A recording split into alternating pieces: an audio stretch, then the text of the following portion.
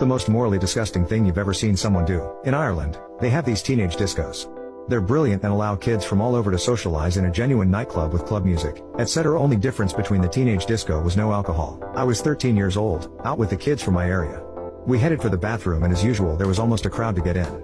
Eventually we got in. I was at a urinal, when I overheard a Belfast accent. Now, Belfast boys were known for fighting in groups, knives, blades, etc. so I kept my head down and finished.